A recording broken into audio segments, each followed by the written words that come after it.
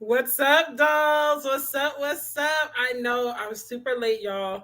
I woke up late from a nap. Like your girls get into the nap life, and it's hitting, but I'm still getting myself together. But if this is your first time here, don't forget to hit that subscribe button and stick around. I would love to have you become a part of the family. We are gonna start around the 2 minute mark. We're not gonna belabor the beginning part because I'm already super late. But I'm just glad that you guys are here tonight or watching the replay, whatever time of day, whatever day of the week you're watching this. I'm glad that you are here. Tonight, as you can tell by the title, we are going to be talking about when you feel resentment towards God. And I have to thank my sis, my good sis, Yasmin Williams Woods, for this topic suggestion. I think she suggested it on last Thursday's live, actually. So I have to thank her for that and the title and all that. It was her throwing it out in the middle of our discussion. I was like, oh, I'm going to talk about that next week because we all have had resentment towards God at some point. So really quick, if you don't know, or maybe, you already follow me on Instagram and you're like, where's she been at? I am on Instagram hiatus. I'm going to be on hiatus for the next few months. So yeah, I suggest that you get on the mailing list. Check the description box below. Get on the mailing list, because excuse me, not with my voice cracking. Come on now, like not with the voice cracking, but get on the mailing list because all my announcements, everything are going to be made through there. And I also am in the midst of launching a tech service for nights like tonight. If I'm running late, or maybe I'm doing a sporadic live stream, or as I keep building up my community, I might have an announcement about something. I could just send a text blast out because who's checking their email all the time? I know I'm not checking my email all the time, and I don't want to have to send an email all the time. So, hey, Michelle, did it work? Did the notifications work for you this time? And yeah, so join the newsletter. It's free. I send it out on the 1st and 15th of every month. If there is something that is worthy of sending an email about, I do send another email. But yeah, so join that. It's down below. Doesn't hurt to join. Also, I am in the midst of creating everything for our Single and Saved in the City group. Thank y'all for all of you guys who voted for the name. Single and Saved in the City won, not by a landslide. It was a close call between that and Kingdom Girls, but I'm going to use Kingdom Girls as like a subset of Single and Saved in the City. So for those who might be like, what is Single and Saved in the City? It basically is a meetup and life group that I'm starting for Christian single women and single moms. Because I feel like, one, I'm in that season of my life where I'm still a single woman / single mom. And two, I feel like instead of us kind of just like lingering and waiting until the day when we get married and stuff, which that's great, we could be doing life together. We could be taking trips. We could be supporting each other in business. We could be, just really like uplifting each other, encouraging one another, walking with each other in the Lord. And so it's not going to be limited for women in Atlanta. So if you are a Christian single woman, and all that includes, of course, if you're a single mom, because I'm not always going to say both, but just know like it is also inclusive of single moms.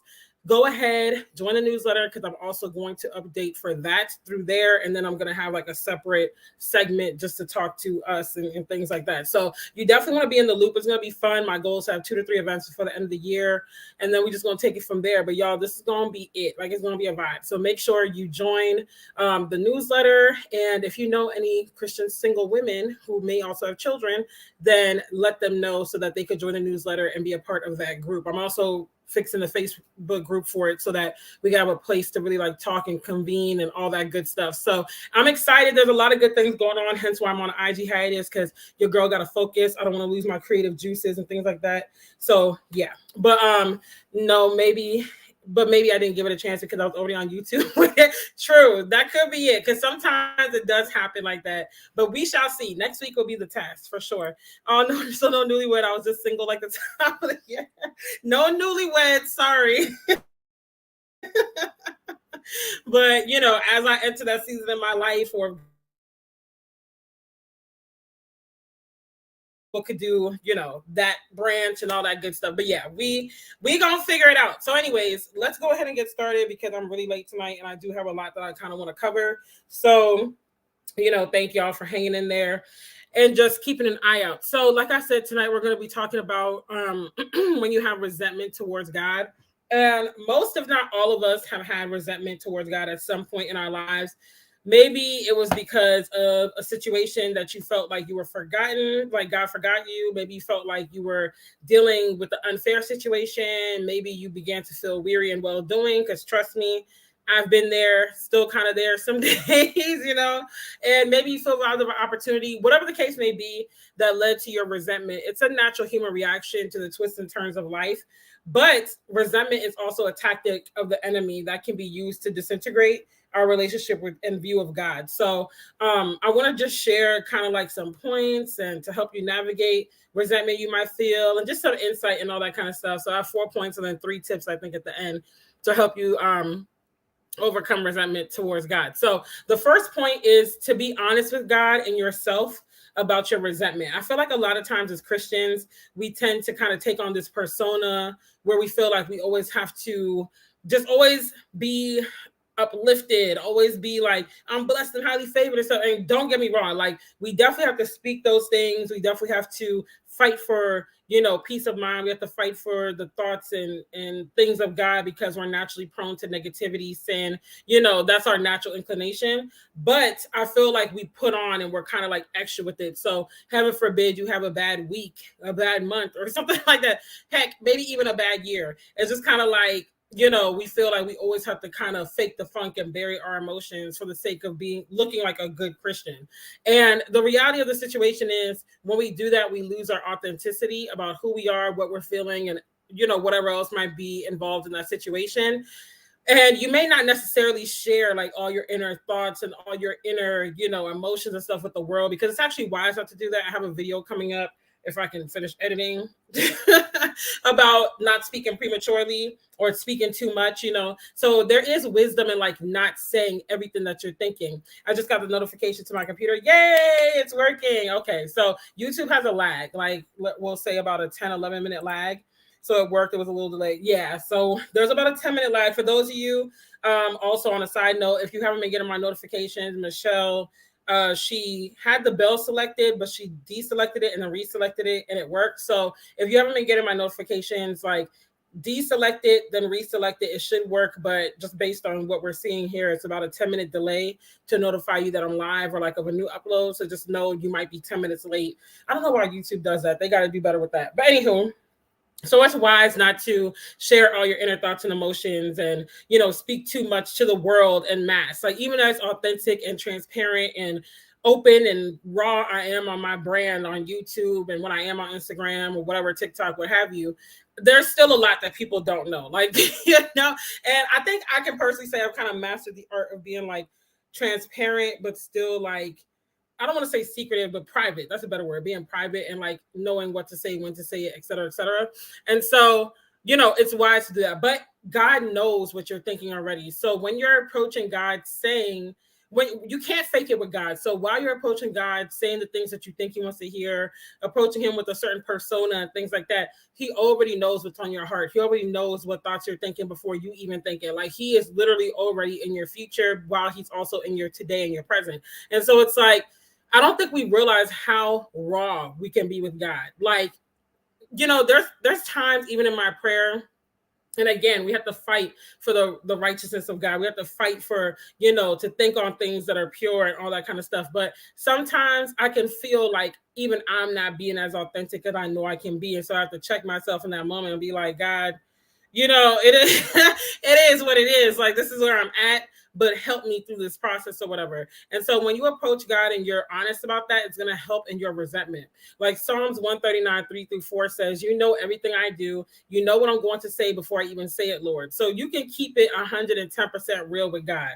Like, as you do, that would allow you to take up your offense with the person you're mad at, in this case, which is God, and then recognize you have a feeling of offense and begin working through healing in that area so true reconciliation can occur. Because if you're mad at someone, like let's say you're not resentful towards God and we're talking about, a friend, a spouse, whatever, like if you are honest about your feelings, you acknowledge it and you're like, I really am mad about this, like what they said hurt my feelings, especially if it's something where maybe you feel weird for feeling resentful about it, like maybe it's something they said or did and you're like, why am I so upset about this? Why do I resent them for this? But if you acknowledge the fact that I feel resentment towards you right now, and then you go to that person that caused the offense and you're like, yeah, like I feel resentment towards you because of ABC, whatever, then you guys can work through it, hopefully they're willing to hear you, because that's a whole nother conversation when we're talking about people. But, just to keep the example clean and straightforward, then you guys can acknowledge it, work through it, and you can begin the healing. So in this case, if you're feeling resentment towards God, like, be honest about that. God is not surprised by our emotions. He made us with a range of emotions. And so I think a lot of times too, we feel bad for being like, I'm mad with God. I'm upset with God that this situation happened the way it happened. I'm mad that God didn't answer in this timing, or, I didn't get this or that, the third, or it didn't work out. Like, he's not surprised by that. He is prepared to handle all of it, and he can handle it better than any human can. So it's like, take that all up to him so you can work through the reconciliation, and true reconciliation can occur, not fake, like, oh, I'm healed, I'm past it, but like actually dealing with those emotions, going through the process, the ugly process of it. Because I think a lot of times too, we think of healing as like this pretty thing, and meditating in a field of daisies, and just like looking really pretty and stuff. But it's like, nah, like true healing is gonna be ugly. Like, you're gonna go through some things, to really wrestle with the resentment that you're feeling. You're gonna feel some type of way, you're gonna feel weird. It's gonna be a weird space to be in, but on the other side of that, you're gonna come out stronger, more insightful, knowing a different side of God, having a deeper level to your relationship, and so on and so forth. So the second point is, understand that resentment is rooted in pride and devalues the sovereignty of God. So resentment comes from a feeling of indignation that something is unfair. And while we may feel like our indignation is righteous towards God, we can't forget that God is the perfect image of what is fair, righteous, and holy. His ways are not our ways. So we might, in our humanness, think, okay, well, if something goes like this, in this trajectory, in this way, this solution or final, fruition or whatever, that is justice, that is fair, that is righteous. But God is above that. Like, God is perfect, God is holy. He sees. Hey Sakia, I'm glad you're on, sis. I'm real late tonight, so you didn't miss too much.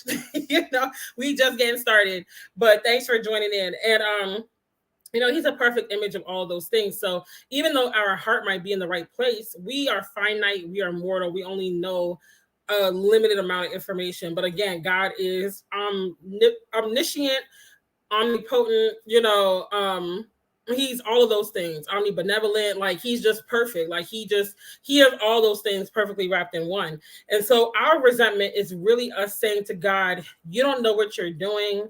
It should have been done this way, or this or that should have happened instead, et cetera, et cetera. And the thing is, if resentment goes unchecked, it can cause a rift in our relationship with God, because the enemy can use our unchecked emotions to our demise if we don't manage them well, and take up our emotions to the Creator to help us manage them, because God gave us these emotions. And so the problem isn't the emotions that we feel. The problem is when we lean on our own humanness and our pride takes over, and we say, no, this is how it should be done. This is how you need to move, God, et cetera, et cetera, et cetera. And when it doesn't work out that way, now you're like, God, what is wrong with you? Like, or we feel like because of our good works, because I'm serving you, because I'm praying, because I'm walking righteously in you, and I'm teaching people your word, or I'm raising my children a certain way, or whatever, like, you owe me this. And it's like, we have to always have a state of humility and remembering that God doesn't owe us anything. Like, the only thing we're owed is death, judgment, and wrath. But it's in his grace and his mercy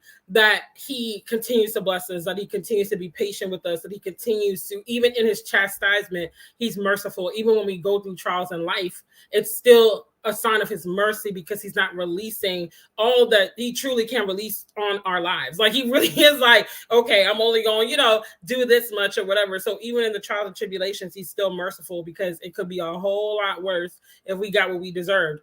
And so the enemy wants to puff us up, and ultimately, creating us an attempt. Well, he wants to use us in an attempt to still kill and destroy the plans that God has for us. And so in order for God's plans to come to pass in our life, we have to partner with God in the journey, which means that we have to submit to him. We have to trust him. We have to follow his ways and his commandments, and we have to lean on his understanding and not us. When we're not doing those things, we're not fully partnering with God, and God can only do but so much with someone who is stubborn, with someone who is prideful, with someone who is arrogant, with someone who is, like, just rebellious, or whatever the case may be. So to really unleash like a level of cooperation, we have to really partner with God, and that takes us giving up our lives and really submitting to the plan of God and the will of God. And that's scary, because especially in this world we live in, it's like in this society, it's all about me. I'm I'm the queen or king of my own course. I charter my own path. I don't need to check with nobody. I'm grown. I don't have to fully submit to God. And don't get me wrong, it's not about perfectionism or anything like that. But if we truly submit every area of our lives to God, and we relinquish any sort of like desire to just do it our own way, or to reason why doing it God's way isn't the best way or whatever, you naturally will see a different level of blessing. Like, I'm sorry, I've seen it in my life. It might take a while now. It might not be, it's not an instant like, okay, I do this and boom, God's gonna bless me, because again, he doesn't owe us anything. But just understanding that, like, we have to submit our emotions, our will, everything to God in order to really see him like manifest in our things in our life the way that we really want it to be seen. And honestly, according to his will, more so than anything else. And so indignation breeds and heightens resentment. And as a result, we start to bring ourselves and our wills to the level of God and place ourselves on the throne in our lives instead of God being on the throne in our lives. So offense is also a starting trigger and domino, like the beginning domino in this domino effect. So maybe something happens in your life, you take offense to it. Hey, sis. Hey, how are you? I haven't seen you in a while, girl. Like, how have you been?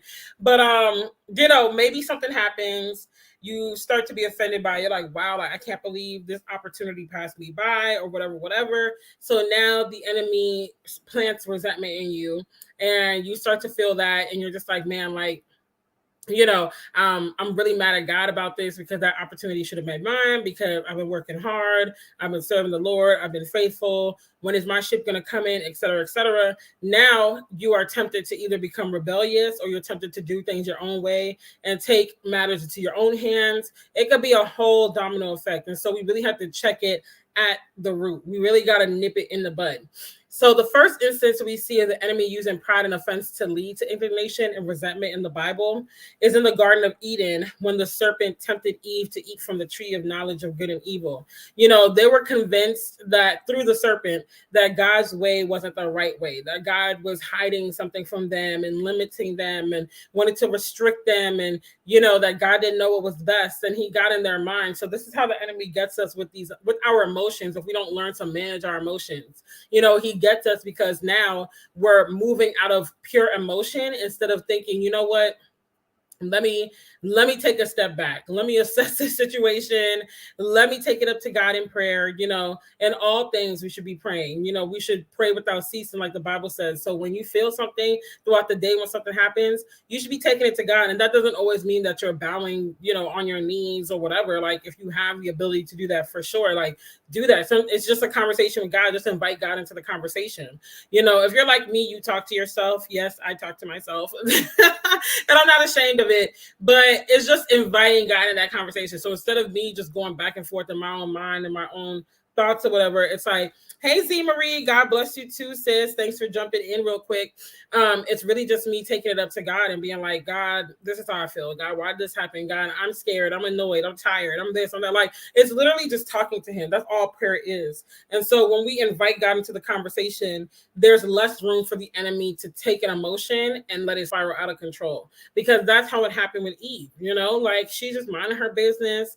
And next thing you know, it's like, are you surely going to die? God doesn't want you to be knowledgeable like him. God doesn't want you to do this and that. That's not fair. You should be able to eat from this tree. You should be able to do this. You should be able to do that. And next thing you know, she's taking a bite out of the fruit, and then she's giving it to Adam. And then now here we are, like, in a sinful, fallen world, so it's like, you can't give the enemy any room. And sometimes it can come from people that are close to you, because some people don't realize, like, the enemy could be using them in the situation. So it could come from people that are close to you. It could come from loved ones, friends, whatever. But you just always have to check your emotions at the door, because our emotions, like, I know in this world, it's like, oh, follow your heart and this and that, but our hearts are deceitful. Our hearts will lead us astray if we don't lean on God.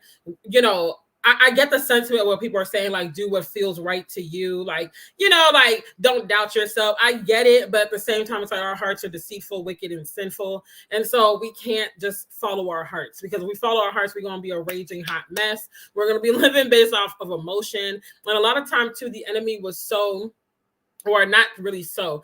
An emotion will rise up in you that the enemy will magnify that has no grounds for that emotion. So for instance, like love the shirt, would love to design you one day. Yes, I would love that. That would be awesome. Definitely let me know. Send me an email. Actually, if you're not a part of my newsletter, join that because you can like send me emails to that email address. So definitely join that.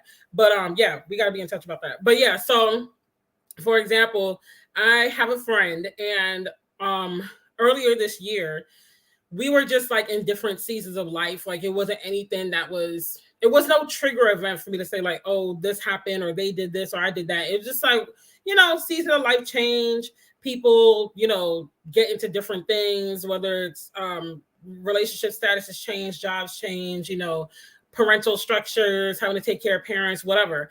And that's basically what happened. We were in different seasons. And so out of nowhere, because I wasn't actively thinking like, oh, we're not talking anymore, whatever. It just literally came out of nowhere. Like I remember waking up one day and being offended out of nowhere. I felt some type of way about this friend. And what happened was the enemy really started to plant these thoughts in my mind. Like they don't care for you. They don't like you. You did all this for them. You did all that. You was holding them down. You was there for them to support them. And look at them now. They won't even as much as answer a text. They won't reach out. They always canceling plans. This, that, the third. When's the last time you heard from them? That's not a friend. And I really started to like feel some type of way. And so I had to take it to God in prayer. And I was like, why am I thinking like what is going on? And then lo and behold, my old pastor in Maryland, he did a sermon about it. I think it was actually part of a series. I can't remember. This was like the top of the year. And he was talking about that, like how our unchecked emotions can really like sow discord, could sow confusion and chaos. And the enemy is the great liar. Like he loves to plant those things in your mind. And so it's the same thing with your resentment towards God, where something doesn't go maybe how you were praying for it to go. Maybe even someone or people around you encourage you, like, yeah, it's definitely gonna work out. Like, yeah, woo, whatever. And then it doesn't work out that way. And so that's when the enemy comes in and tries to plant doubt towards God in your mind. Like, you really thought God cared about you? You really thought it was going to work in this way? Like, I don't even know why you were so faithful and hopeful about it. Like, you need to just go ahead and just leave that alone because it's not going to work out for you. Look at you. You've been serving. You've been toiling. You've been, keeping your hands on the plow. You've been praying. And where is it getting you? Nowhere. Those people over there, they don't care nothing about God and they're thriving. You need to do that's how the enemy gets in your mind. So unchecked emotion is not good. And you really got to watch who you tell what to as well. Because like I said, sometimes it's the people closest to you, they don't even realize they're a conduit for confusion. And like the enemy's using them. I'm not going to say like they're possessed or demon possessed or nothing like that. But, it's like they just don't realize that maybe how they said something can plant a seed of discord and chaos in your life or whatever. So anyways, I just wanted to say that. So needless to say, they were convinced that through the serpent that God was hiding things from them, that God didn't want them to thrive and stuff. So they started to believe that God doesn't know what he's doing. And that ultimately led to their downfall. Because what happened? They got kicked out of the Garden of Eden. Sin entered the world. The world is ghetto right now. It's like we're still dealing with the effects of this. Also, may God continue to bless you in all that you do. Yes, amen, sis. Thank you. Glad I could finally make it. I'm glad you could too, because honestly, I know my lives be late. So y'all are real MVP. And I know some people are more like on the West Coast and stuff. So this is perfect for them. But for my East Coasters, I know like it'd be late. So y'all are real MVPs. I appreciate y'all for real, for real. But yeah, so we also see how resentment is rooted in pride in the story of Jonah. And so there's different types of pride. There's different types of ways that resentment can spiral God's perfect plan out of control in our lives. But obviously you could read the whole story of Jonah in the book of Jonah. It's a short book. You could get through it quickly, but it's very profound. There's a lot of lessons in the book of Jonah. We actually just finished this in my group Bible reading that I'm doing this year with the ladies or whatever. And so basically in a nutshell, I'm gonna just run through the story real quick, but of course you can read it because I can't get through all the nuggets in that story on tonight's live. But Jonah was frustrated with the city of Nineveh because of their rebellion towards God. And so God rises up Jonah as a prophet. He's like, go to Nineveh, tell them like, I'm going to destroy them because they've turned from me. I'm tired of this, go and prophesy, all this type of stuff. So instead of going to Nineveh, he goes to Tarsus and he's like, yeah, I'm not doing that. Like, I don't want to go. This is not what I had planned for my life. I'm going elsewhere. So he's on the boat, storms come. And all along the way, as Jonah keeps rebelling against God, because he feels like God doesn't know what he's talking about, like, I don't know why you keep telling me to go. You need to just go ahead and destroy them. Like, I'm mad at you for continuously pulling me in these situations.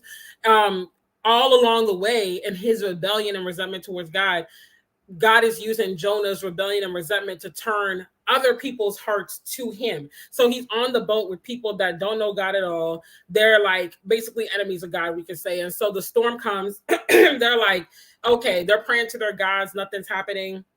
And they're like, who is on the boat? Like, whose God is on, who's on the boat, whose God we haven't prayed to? And so they're like, Jonah, pray to your God. He prays to God. The storm stops. Excuse me.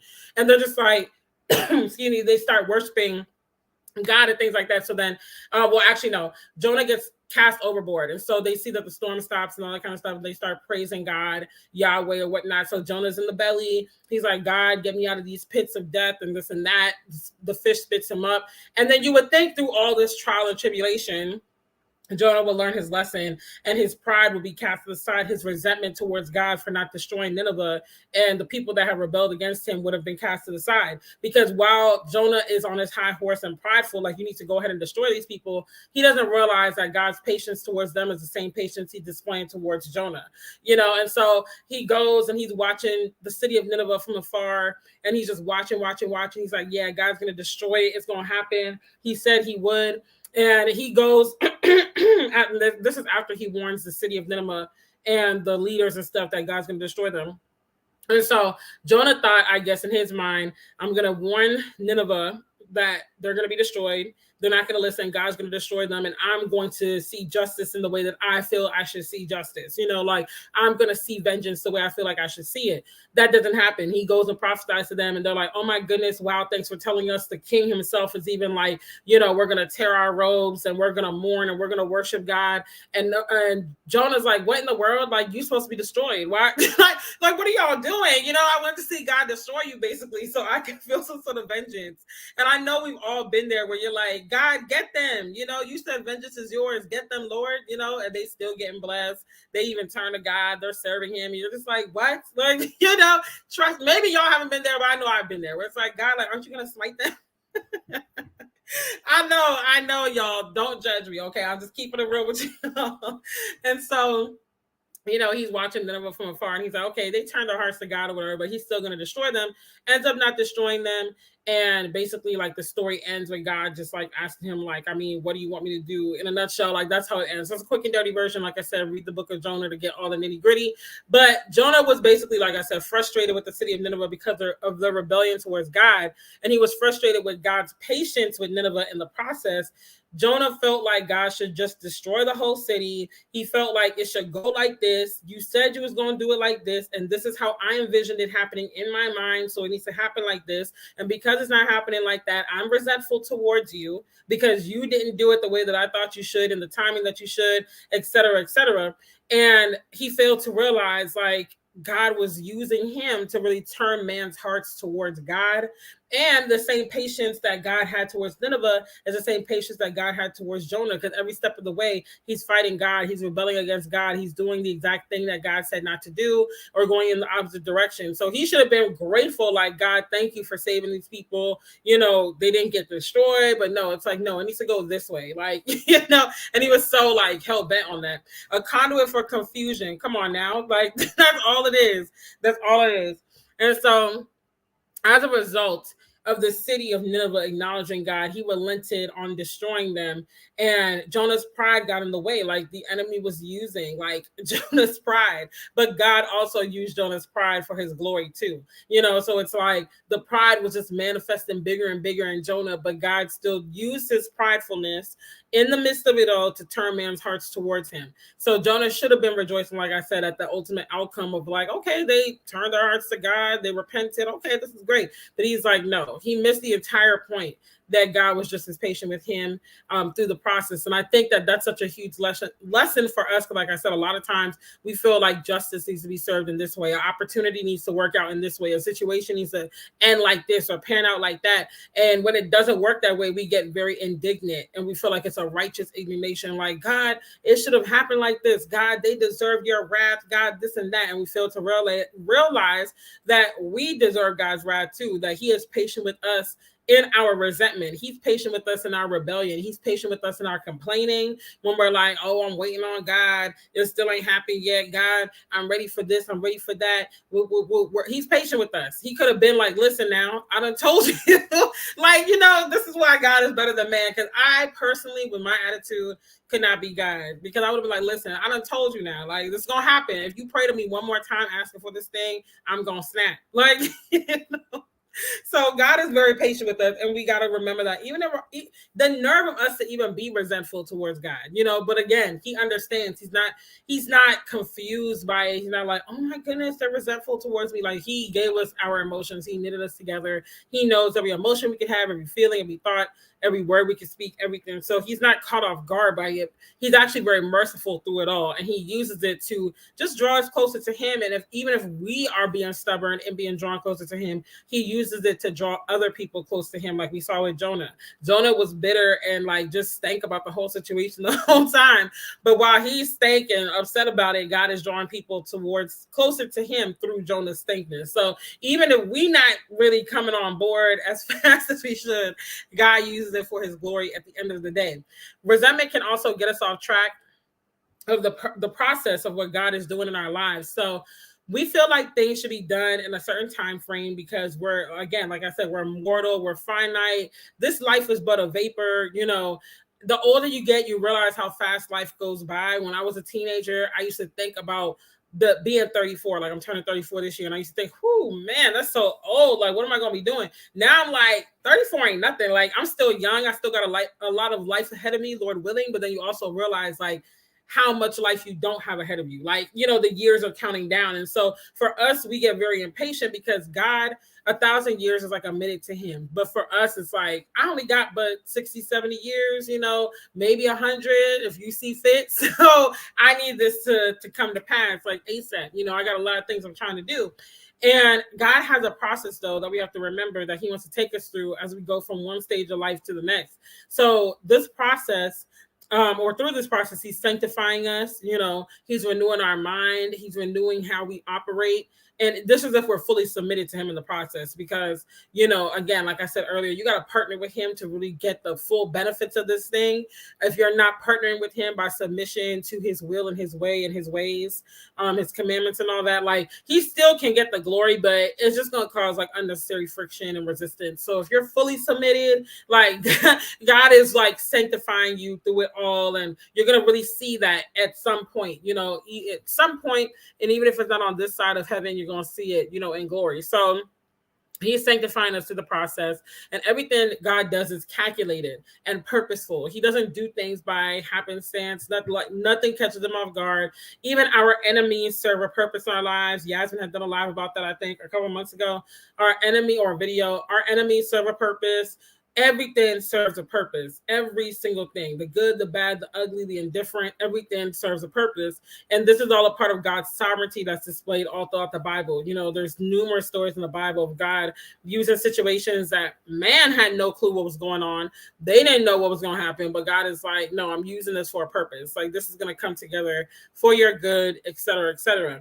And so when we start to resent the timing of God, then we begin to take matters into our own hands. And there's a lot of situations like this in the Bible, but of course, one of the most prevalent, if not the most prevalent ones, is Sarah and Abraham in the Bible. You can read their story in Genesis 15 through 22, those chapters. And basically, Abraham and Sarah had been promised by God to just be like Abraham, to be a father of many nations, for them to have a child.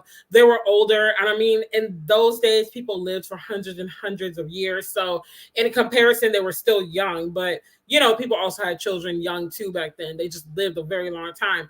But in today's standards, they were definitely old. Like, no one's having a baby at the age of 90. I think historians said Sarah was about 90 when she had a baby, when she had Isaac, and Abraham was over 100 or something.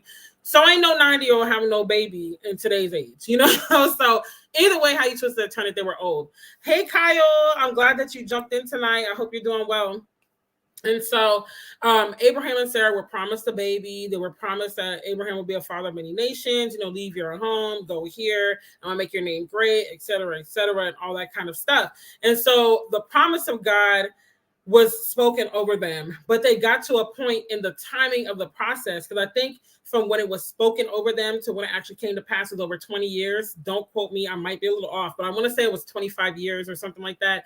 It took a while. That's all I need to know. It took a minute. And so from the time that it was spoken over them, the promise was received to when it came to pass, resentment started to settle in, because you got to think about it. Sarah, in that time, especially in that time, children were seen as basically a woman's worth. So if you weren't a mother, like, what were you really doing? You had no purpose. Like, your worth was attached to you, who you married and how many children you had. Point blank, period. Women did not inherit, wealth. Women were not leading societies by and large. I mean, there were exceptions to the rule, but by and large, women were not leading societies and things like that. So you had to get married. You had to have children to have some sort of work. And so here she is, an older woman. There's younger women around her. They got their families. They got their husbands. She's comparing. She's feeling like, Lord, what's going on? Where's this promised child that you said I was going to have? Like, it's not giving what you said it's supposed to give. What's going on? And so comparison leads to feeling inadequate. Comparison leads to her resenting God's timing and his ways. And what does she do? She takes matters into her own hands. How many of us have been there where God promised you something? Maybe it was confirmed through a prophetic word, maybe through a word of knowledge, maybe God sent you some sort of confirmation. Hey, Yasmin, I was like, how is Yasmin going to be late to the live that she suggested? But it's all good. I know you'll catch the replay. I started really late though. I started at 9:20, so you're not too late. I thought about it at 8:16 and forgot what I was about to do. I'm done. But you missed like 36 minutes, but I started late too, so you're not too bad. I didn't even start at 9:16 my time, 8:16 your time. I started at like 9:21 or something like that. So you're not too bad. We all just off tonight. But maybe you received, you received God's promise. Maybe it was confirmed through a prophetic word or a word of knowledge or what have you. And so you know how it goes when you first get the promise. God first plants something in you, a dream, a vision, whatever, and then don't let it be confirmed through prayer or a prophetic word, a sermon, a word of knowledge or something. You're on cloud 1,000. You're like, yes, God, you're good. I'm gonna get the promise. Like, won't you do it? And then what happens? You go through a waiting process and you're just like, okay, a week passes, a month passes, a year passes, sometimes 5, 10 years pass. And you're like, where is this promise? Like, when is it going to come to pass? And so now you start to resent the timing of God, because as the time goes on, the promise hasn't come to fruition yet. And you start to grow in doubt and resentment. Because while you're waiting, other people's promises are coming to pass. Now, granted, you might not know how long they had to wait. We're out at the pool. Ooh, I'm jealous. Yes. Enjoy the pool for me. I have not gone to the pool all summer. Hopefully I'll go with Christian before school starts. But, you start to look around and other people's promises are coming to pass. You may or may not know how long they waited, and in most cases, you're not going to know how long they had to wait, unless you have an intimate relationship with that person, you're not going to know. So you're just going on Facebook, Instagram, going to church, what have you, school, work, whatever. And you're hearing their good news. You're hearing, oh, we got the house, we got the baby, we got I got married, I got engaged, I got whatever. Like, my business is thriving, 10K months, whatever the case may be. And so you're like, okay, God, and it doesn't really sink in until you've either been waiting a long time and or the other people's promises start to really accumulate. So maybe like you've been waiting, maybe let's say you're a weekend, last week somebody confirmed God's promise to a prophetic word or whatever. So you're still kind of on a high, life might have started hitting you a little bit, but you're still on a high. Then you go to church and someone's like testifying about God did this and that and da-da-da. You don't know the person like that, so you don't know how long they waited. So you're like, yes, praise God, he's great. Won't he do it? Another month passes, a family friend of yours, or let's not even say a family friend. Let's say someone you know from school. Y'all know of each other, but again, you don't know them like that to know all they had to endure.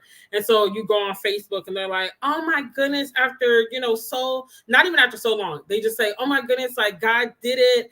This happened, my business is finally thriving and I had a 10K month. And so you like, okay, all right, God, yes, won't he do it? Praise God, but now you start to feel like, okay, I've been waiting a month now, and then let's say a year passes, your promise hasn't come to pass, and like someone that you maybe know from a business class or just from around the way neighborhood or whatever, they share another testimony again. You don't know how long they had to wait, and so now you feel in some type of way because it was promised to you, it was prophesied over you over a year ago. You haven't seen not even a glimmer of hope that is coming to pass, and you're seeing all these other testimonies come, and you're trying to rejoice, like you honestly are trying, but you can't help but feel that twinge inside of you that's like, God, like, when is mine coming? You made the promise. I'm tired of waiting, Lord, please. Like, remember your good and faithful servant, and so we all have been there. I know I have been. And so now, because you're starting to resent the timing of God,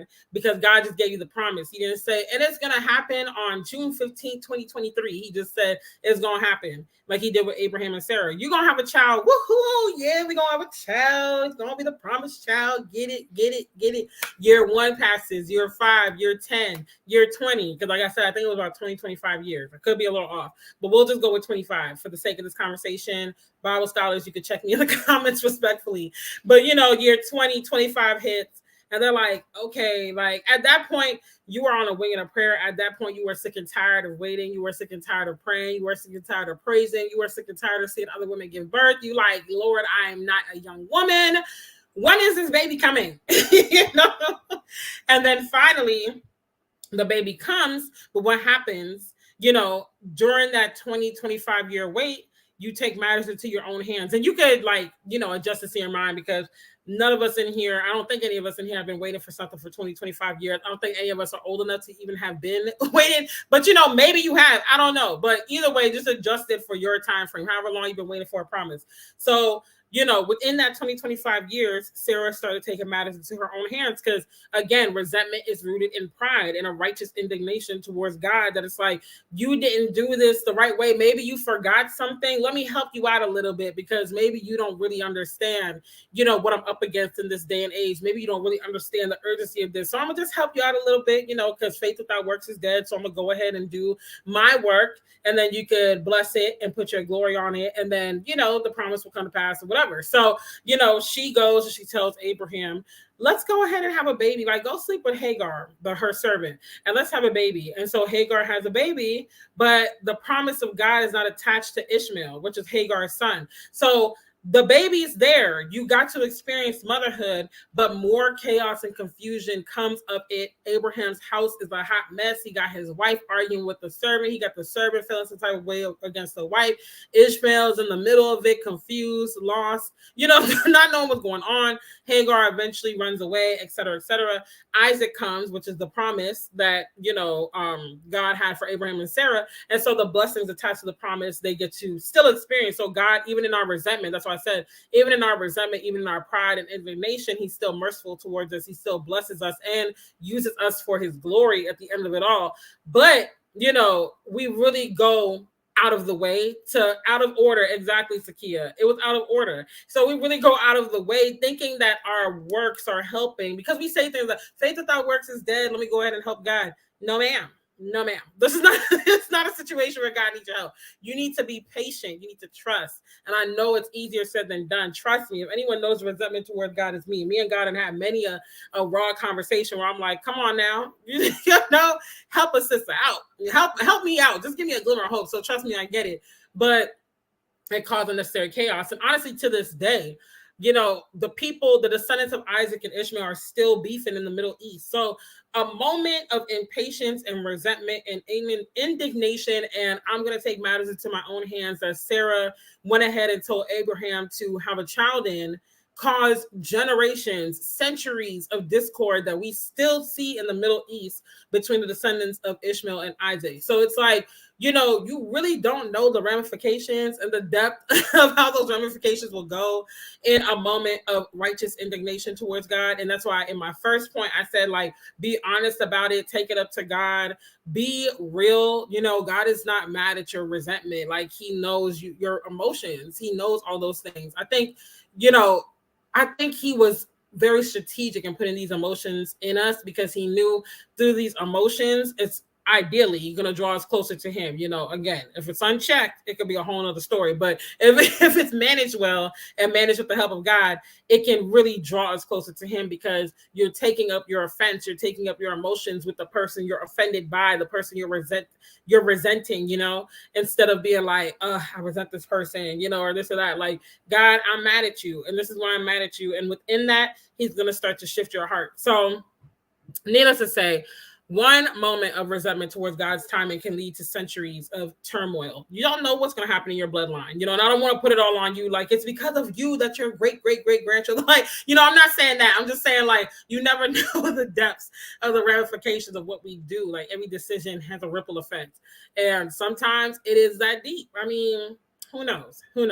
So this is an example of this, and I'll give you tips on how to move past resentment, and then we'll be done. An example of this for me, of resenting God's timing, is those of you who follow me on TikTok probably saw the TikTok I put up where I was talking about in June, where I got a word of knowledge / prophetic word at the church I've been going to in June. I can't remember. I want to say it was early June, but either way, that's besides the point. Be real. Exactly, Yasmin. Be real.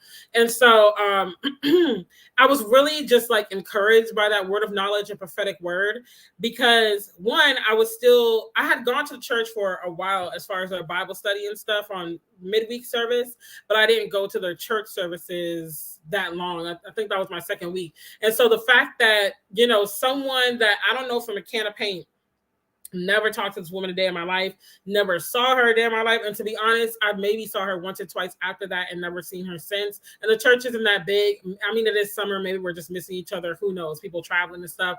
But needless to say, she comes and she prays for me because I saw her out my peripheral. And I think I shared this on here too. But either way, she prophesied basically. And a lot of the things that I prayed about in my quiet time that nobody knows about but me and God, she basically confirmed through a word of knowledge and a prophetic word. She was like, yeah, and God's going to do this, and God's going to, areas of my life where I literally had just like grown resentful towards God, or my resentment had led to basically me throwing up my white flag and saying it's not going to happen for me. And this is all areas, not just like marriage or something. Because I know a lot of times when a single woman says that, people automatically go to marriage, and it's like, yeah, that's one of it, but that was like not really on my mind at the time.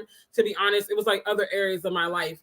And so, I was just really encouraged, but I was like, wow, like that was my first experiencing that on such an intricate level. Because a lot of times people will come to you with encouragement and be like, yeah, God's going to make that thing come to pass, whatever. And that's general encouragement. And I'm not mad at that. But it's different when someone comes and they're praying for you and they're like, and God said this and that, and they can bring up specific situations you prayed about, specific words you've used, specific areas in your life that you are just like waiting on God for. So, and especially when they don't know you from a can of paint, if that ain't God, I don't know what is. And so I was really on fire after that happened, shared the TikTok, everything. And so as June goes by, we're in the month of July now, approaching August.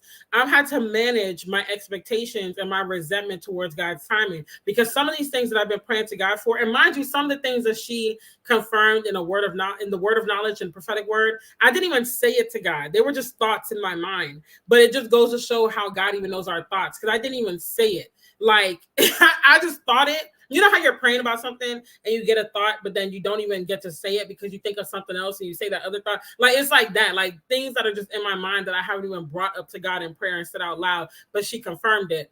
And so, I'm going through, I'm excited. I'm like, yeah, this is all confirming stuff. And some of this stuff, honestly, it could have happened like that next week. Like I'm on the brink of some things that I've been waiting for, where it's like, okay, God, you gave me the confirming word through that woman at church. Come on now, it's going to happen next week, and it's not happening. And I'm waiting. And for those who are close to me, they know kind of like the season I'm in right now with going to this church.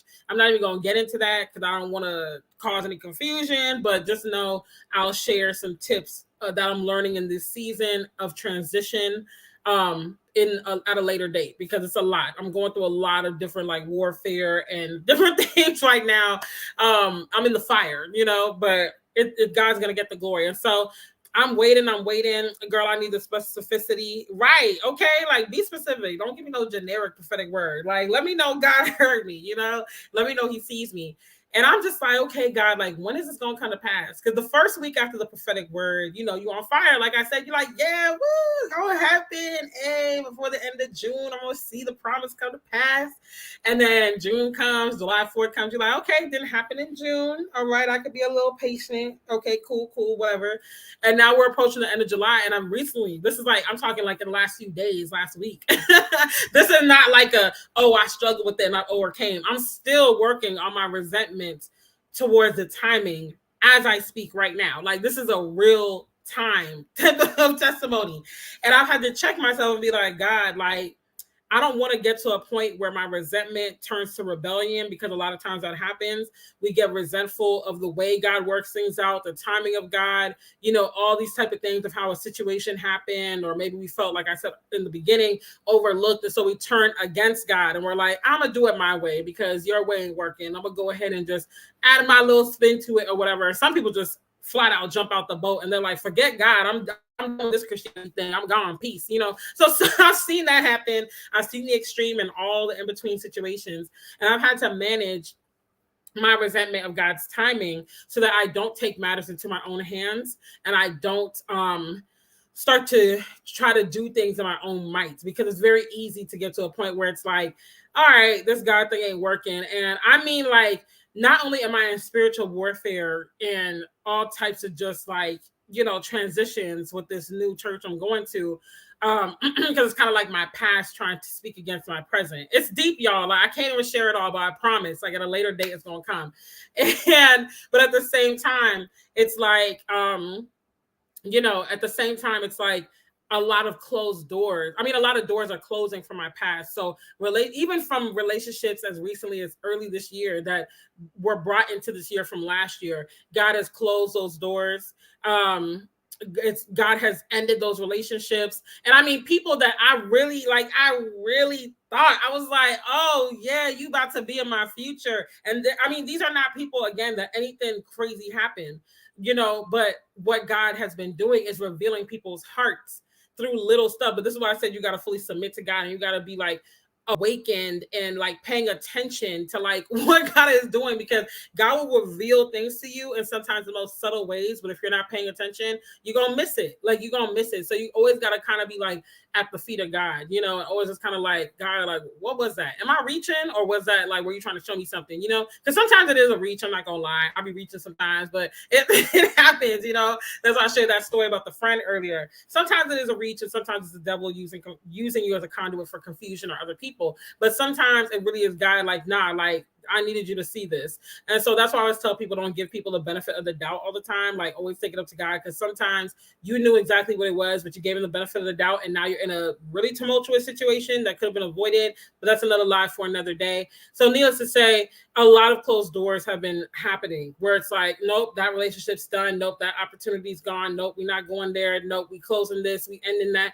And it's been very weird. But at the same time, while it's been weird and a lot of closed doors, it's been a lot of like God showing himself, y'all. God has been showing himself. He has been showing himself. So I got to share this testimony real quick. Then I'm going to share the tips, because I know I'm rambling and it's late.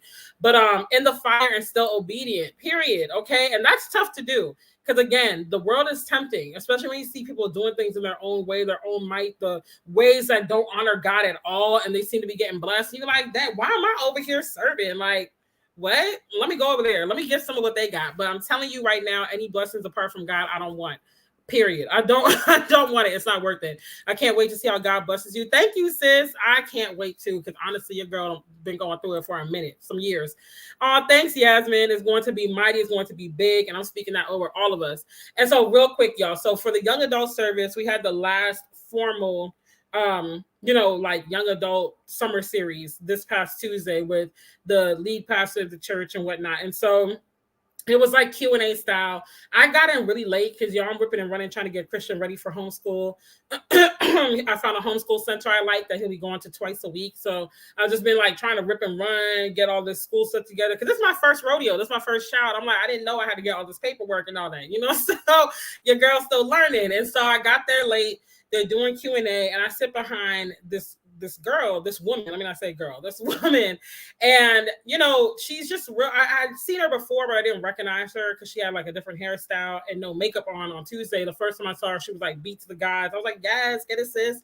And so the Q&A is good. She had raised her hand at one point to ask the question, but then she put her hand down because I don't know if someone had asked a question that got answered, or she was like, never mind, because we winding down on time. So while the lead pastor is going through and he's like, any other questions, any other questions, she is like typing on her cell phone. She looks back at me because you know how pastors, when they're preaching, like they'll say funny stuff, especially if you have a humorous pastor. So the pastor of this church, he majored in theater in college. Like, he's funny, but he's very like biblically, like, we gonna get in this word, but he's gonna make it like fun and exciting. And so needless to say, getting your kids in school is a task. Why didn't y'all tell me about this? Like, it really got me thinking, like, do I want more kids? Like, this is a lot. So I don't know. It'll be easier with a spouse, I would hope, at least. But I'm like, who child, this is a lot. Your girl is tired. This is why I'm napping. I've never napped in my life. I've been napping my life away this year. But needless to say, so he's funny, he's cracking jokes, but like I said, he likes to get in the word, but he likes to make it fun, relatable, all that. And so while he's cracking a joke or something about a point he had made, she's typing on her phone, and she looked at me and smiled. And you know how people kind of look at each other and smile as the pastor's cracking jokes. She's like, ha ha, yeah, that was funny, And so we're doing that the whole service. And then at one point, like I said, she's looking down at her phone, typing. So I'm thinking she's sending a text. Next thing you know, she hands me the phone, and she's like, on the text, it says, do you need gas money? Now, mind you, y'all know I do Uber Eats and Grubhub. Gas has been ripping me a new one. Okay. Like, gas has been ripping me a new one. And I have been like, even with the lower prices, because it's as low as $3.98 by my house, won't he do it? And that's still too high, but that shows how bad off we are that we're rejoicing over $3.98 of gas. And so I was like, yo, how she know this? Because I did need gas money. And so I was like, how she know this? This is so crazy. Like, I keep having these Holy Spirit, Holy Ghost encounters at this church. And so I respond back and I'm like, yes, actually I do. Like, thank you for letting God use you. And so she reaches back, gives me the Baptist handshake, as we call it, with the, the money in the hand, and I open it and it's $40. And that is exactly, literally what I needed, exactly, for gas to fill up. And so I was just like, God, thank you. Like, and every time, that's why I said I'm in spiritual warfare, because with me transitioning to this new church, there's been a lot of like doubt being planted, a lot of fear. Like I said, people that know me, they know the tea, they know the depths of it. But it's been a lot that I'm just in my mind, because I take things like this seriously. Nothing that comes to my spiritual walk do I just take flippantly and just be like, oh, I'm just going to do, like, every decision I make, I literally toil in the spirit about it. I'm like, I just want to honor you, God. Like, I don't want to lead myself or my family or my friends astray, because I have suggested people come to this church. So I'm like, God, like, I don't want to lead nobody astray. Like, I take this very seriously, because I know I have to answer for all this. And so it's just like, every time I have doubt, every time I'm like, am I doing the right thing? Should I be here? Like, God shows himself. And that night I also met the lead pastor. He's very cool, a little shorter than I thought, to be honest. He looks really tall on stage, but I'm a little taller than him. But that's besides the point. So needless to say, God has really just been showing up and showing out. And even when I might be resentful about something, even when I'm like, God, like, where's the ram in the bush? I need some help. Like, he always shows up. And so we just got to trust his timing. I said all that for a point, because I know, like, y'all might have been like, okay, why are you telling us this? But it's like, just trust the timing. Like, I know it's hard sometimes. I know it's very hard sometimes, but just trust it. Don't let resentment take over. Acknowledge the feeling, take it up to God, and then work on moving past it. So I literally hate this school process. And I'm thinking, I'm like, this is his first year. I got to do this till 12th grade. It's like, your girl is tired. I'm tired, y'all. All my life I had to fight. Then add college to it. Oh no! Oh my! I'm praying I'm married by then so my husband can handle that. I refuse. I remember how much I hated filling out my college applications. I hated it. My mom used to be so mad at me. She was like, if you start early, you could get more scholarships, more grants. I mean, praise God, I did get quite a few scholarships, grants, and then I got some refund checks because it was a lot of my tuition was covered. But if I had really applied myself, I could have got even bigger refund checks. But I hated it. It's so long. And then going to the tuition office on college campus and then FAFSA application. I'm getting flashbacks. I'm getting triggered. I can't take it. I can't take it. Amen. I love it. Right. God has been so good. It's so hard. It'll get easier. Thanks to King. Cause I'm just like, why? Y'all should have told me. Y'all should have told me this. Cause I cannot. It is too much. And so thankfully my mom and sister are helping with the school supplies. Cause I'm just like, Lord, I gotta go buy that. I gotta get clothes. And then because it's a homeschool center, he's gonna be doing some work at home still. So I'm still gonna be teaching him, but it's gonna alleviate a lot of the pressure of me to have to do everything. Which I do enjoy doing, but I have to work. If I didn't have to work, I would have kept teaching him and let him go maybe like once a week or whatever. But he's gonna go twice a week to start. But I gotta get the program that they're working through. I gotta get his laptop. Like, I'm just like, Lord, why? I'm tired. Okay. But anywho, let me give you these tips because I want to finish so I don't keep y'all too much later. So, tips on how to move past resentment. First and foremost, you got to cast down those thoughts and don't beat yourself up for thinking them, because resentment, again, we got to remember resentment is a very real human reaction, and God created us, so he knows every reaction. He knows every feeling we can have. The problem is not the feeling or thought. The problem is when the feeling or thought goes unchecked, because that allows wiggle room for the enemy to really do a number in our lives and, try to take over our mind and our emotions and sow discord and stuff, because he comes to steal, kill, and destroy. So if he can rob us of our peace of mind, of our joy, of all of those things, then he's winning. So we just got to cast down those thoughts. Don't beat yourself up, because also shame and guilt is a tactic of the enemy too, and so that's why I keep saying don't beat yourself up, because you will find that you'll beat yourself up. Now you feel shamed for feeling that feeling or thinking that thought. Now you feel guilty. Now you feel like God is mad at you. Now you feel like God is condemning you. And now you're like hiding from God, when all the while God's not even mad about it. Like God is past it, and you still hemming and hawing about it. And he's just like, like I knew you were upset. I was just waiting for you to come to me so I could help you work through this, So don't allow shame and guilt. Shame, guilt, and fear are some of the biggest, I would venture to say, probably the biggest emotions that Satan uses against us, because a lot of us struggle with that, whether it's from past mistakes or decisions, whether it's from feelings or thoughts we've had, maybe even stuff that we've done today, maybe even, but it's like God truly forgives us if you are just willing to go to him. He will forgive you. And if you're willing to be honest with him, he will help you work through those things. Like, he's not this God that's like just waiting to smite us to hell. I feel like a lot of us have that feeling. Like, don't get me wrong, he is a righteous God, righteous judgment, all that, but he's not just up there just like, I can't wait for them to mess up, so I can smite them. Like, no, he wants to draw near to us. He wants to love on us. So, a scripture to help you remember that, of casting down those thoughts. Y'all, my skin is like breaking out. I don't know what's going on. Is Philippians 4:8. Finally, brothers, whatever is true, whatever is honorable, whatever is just, whatever is pure, whatever is lovely, whatever is commendable, if there is any excellence, if there is anything worthy of praise, think about these things. So just cast down the resentful thought. Take it to God. Even if you got to pray in that moment, like, Lord, I'm really feeling mad at you today. Like, just help me navigate this day, and then try to make some quiet time in your day, even if it's just 10 minutes, 5 minutes. Because I notice the difference. If I don't really get some quiet time with God and silence and stuff, over a period of time, like the first day I might make it, but day 2, 3, oh, your girl's going through it. Like, so definitely make some time to commune with God. The second way to help overcome resentment or manage it or whatever, is to remember God has many plans for you, and all things work together for your good. So while the process might hurt a little bit, while you're feeling the resentment, you're like, God, like, when is my promise going to come through? When is this going to happen? How much longer do I have to wait? Like, why am I still waiting for my ship to come in? I've been serving, like, hello, what am I going to read? It might hurt. It might be annoying. Situations are going to arise in life, but we know that absolutely nothing gets past God, because he's all knowing. He's all powerful. He's like super benevolent and all of those things. We see it time and time again in the Bible, and he works every detail out for our good and his glory, as Romans 8:28 says. Also, God doesn't just have one plan for you, but he has many plans for you. So even if one plan seems to be taking a long time, like, maybe you are single like me, and you are like, okay, I've been waiting for a husband for a long time. I'm feeling some type of way, even if that's taking a long time, there are other plans in your life that are happening right now, right under your nose. Maybe God promised that you would have a successful ministry to impact women around the world. And you're like, okay, God, where's the success at? I don't see it. Like, I don't see it. It's not giving what you said it's supposed to give. Where's it at? Even though that hasn't happened yet, and it's still in process. It's not like it's stopped, it's just in process.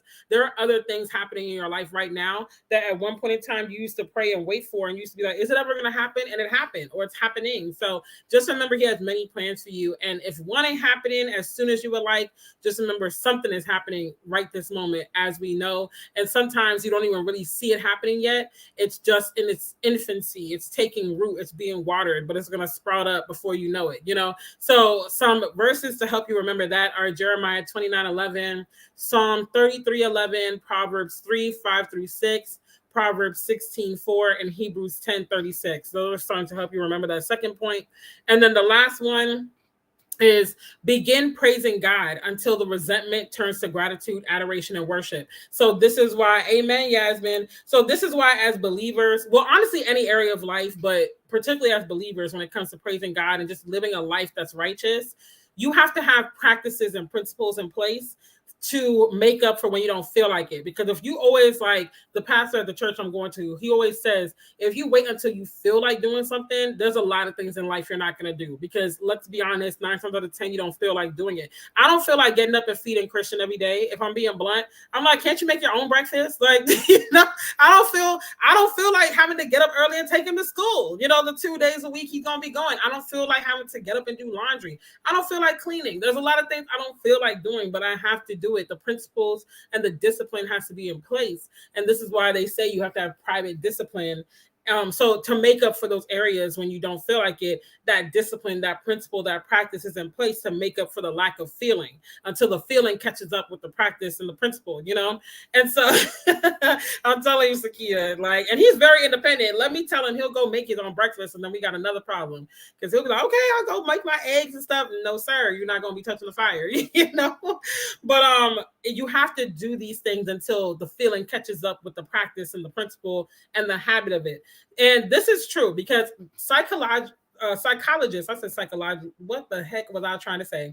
Psychologists have shown that negative thoughts can't consume your mind at the same time as positive thoughts. Like your brain literally can only house one or the other at a time. And so naturally in our humanity, we are prone to negative and bad things. Our mind is just, our natural inclination and proclivity is towards negativity, bad things. Like that's why when you see bad things like a car accident or a train wreck, you can't help but look, because it's just kind of like, this is what I expected. This is what life is about. Like that. That's us in our sinful humanity. We don't cling to goodness. We don't naturally cling to things that are righteous and stuff like that. And so, like I said, psychologists have done research on this, but an article by positivepsychology.com showed that as you praise, basically, they didn't say praise, they said as you practice like gratitude and stuff, but I'm gonna bring it full circle. As you praise, practice gratitude, what have you,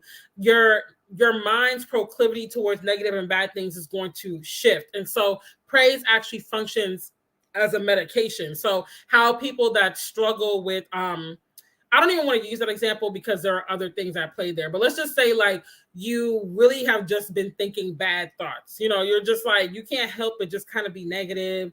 You're just like, see the glass is half empty type of person maybe. And you just naturally, because most of us are like this, honestly, you naturally are just going to cling to the negative side of things. If you practice positivity and praise and gratitude every day, naturally you'll find that your inclination and your proclivity will start to shift towards positive things. And so a part of their article, because it was a very lengthy article, very interesting, but a part of their article says the effects of gratitude when practiced daily can be almost the same as medications. It produces a feeling of long-lasting happiness and contentment, the physiological basis of which lies at the neurotransmitter level. When we express gratitude and receive the same, our brain releases dopamine and serotonin, the two crucial neurotransmitters responsible for our emotions, and they make us feel good. They enhance our mood immediately, making us feel happy from the inside. By consciously practicing gratitude every day, we can help these neural pathways to strengthen themselves and ultimately create a permanent, grateful, and positive nature within ourselves. So in short, praise really does shift things from not only our mind, but to our spiritual health, because it magnifies God in our mind while suppressing resentment, suppressing negativity, suppressing, fear and anxiety and all those things. Not saying that those things won't come up, but excuse me, my voice, I gotta get me something to drink after this. Sorry. But it really just like magnifies. So as we practice gratitude, even when you don't feel like it, I mean, like you might wake up that morning and be like, today sucks. I don't feel like seeing nobody in my household, nobody better talk to me. I just want to hurry up and get through this day so I can come back home and go to sleep. If you practice and you wake up with that attitude, with that same attitude, and you say, God, thank you. You might even say it with the stank face, God, thank you. Thank you for this day. I guess I'm glad you woke me up. Thank you for the food on my table. Yeah, thank you for my car. My car needs to be fixed, but at least I got one. Like, you might even have a little attitude when you say it. But after you do that at the end of that first day, you're gonna feel a little better, and then you do it the second day, and then you feel even better. And then by the third, fourth day, seventh day, 14th day, whatever, you're gonna find that you naturally are like actually joyful. Like, God, thank you. Like, it don't matter what's around me, but thank you. I genuinely feel joy. And so that's why it's so powerful to praise. Like, praise is really a weapon. Praise is medication. Exactly. I need to get my gratitude game up. Listen, okay, I need to start back my morning motivation, but my mornings be looking raggedy. So I'm gonna do some more gratitude type stuff though. I was just reading about some of this in SJR's book. Oh, really? Wow. Okay.